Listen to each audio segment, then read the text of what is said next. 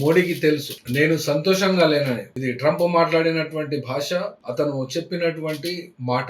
ఈ మాట, ఈ భాష ప్రపంచవ్యాప్తంగా ఒక సంచలనంగానే చాలా మంది దీన్ని తీసుకున్నారు. ఎందుకనంటే ఇది వ్యక్తిగతంగా ఎవరో ఇద్దరు ప్రేమికులు మాట్లాడినట్టుగా ఈ భాష కనబడుతుంది కాబట్టి అందరికీ ఇది సెన్సేషనలే. కానీ ఇందులో కూడా రాజకీయమైనటువంటి అంశాలు చాలా ఉన్నప్పటికీ కూడా భారతదేశం మీద ట్రంప్‌కు ఎందుకు కక్ష సాధింపు అనే ప్రశ్న వస్తే ఇప్పటి వరకు ఇండియా నుండి తన దేశం ఎక్స్‌పోర్ట్ చేసుకునేటువంటి అంశాలకు మరియు ఇంపోర్ట్ చేసుకునేటువంటి అంశాల మధ్య బ్యాలెన్స్ ఉండాలి, ఈక్వాలిటీ ఉండాలని చెప్పి ఒక గత సంవత్సరం నుండి చెప్తున్నప్పటికీ కూడా ఇందులో కూడా భారతదేశము ట్రంప్ సర్కారు చెప్పినట్లుగానే కాస్త అటు ఇటుగానే వ్యవహరిస్తున్నది. ప్లస్ ఎక్కడా కూడా వైలేట్ చేసినట్టుగా లేదు. అయినప్పటికీ కూడా రష్యా నుండి చమురు కొనుగోలు కంప్లీట్ గా ఆపేయాలి అని చెప్పి ఇప్పుడు ట్రంప్ సర్కారు బెదిరింపులకు పాల్పడుతున్నటువంటి ఈ యొక్క పరిస్థితులలో భారతదేశం నడిపిస్తున్నటువంటి నరేంద్ర మోడీ ఏమి చేయాలి అనబడేటువంటి అంశాన్ని కనుక చూసినట్లయితే ఇప్పుడు మరొక బెదిరింపు 500% టారిఫ్ భారతదేశం యొక్క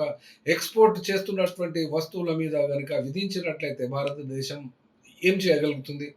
అంటే ఇది ఒక పాలసీగా వస్తుంది. 500% రష్యా నుండి చమురును కొనుగోలు చేస్తున్నటువంటి దేశాలలో ప్రప్రథమంగా తీసుకోవాల్సినటువంటిది చైనా దేశం. ఆ చైనా దేశం 45-50% రష్యా నుండి ఆయిల్‌ను కొనుగోలు చేస్తుంది. తర్వాత ఇండియా 35-40% చేస్తుంది.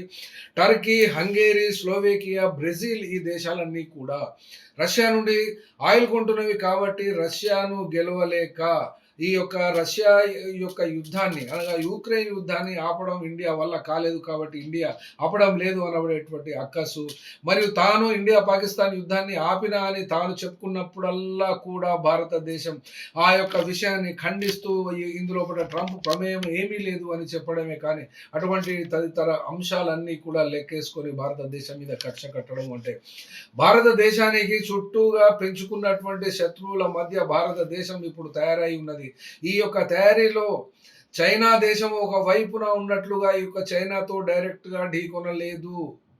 అమెరికా దేశము అనబడేటువంటి భాష ఇక్కడ అర్థమవుతుంది. అట్లాగే రష్యాతో కూడా యుక్రెయిన్ విషయానికి వస్తే యూరోప్ దేశాలకు సహకరించిన, యూరోప్ దేశాలకు ఎంత భరించినా కూడా రష్యాతో ఆ యొక్క యుద్ధాన్ని గెలవడము రష్యాకు వ్యతిరేకంగా ఆ యుక్రెయిన్‌కు సాధ్యపడదు కాబట్టి చైనా మీద ఒత్తిడి మరియు ఇండియా మీద కూడా ఒకే రకమైనటువంటి ఒత్తిడి చేసి రష్యాను అక్కడ ఓడించాలి అంటే ఇది జరిగే పనేనా? ఇది సాధ్యమవుతుందా? అనబడేటువంటి అంశం ఇక్కడ ప్రశ్న సీరియస్‌గా వస్తుంది కాబట్టి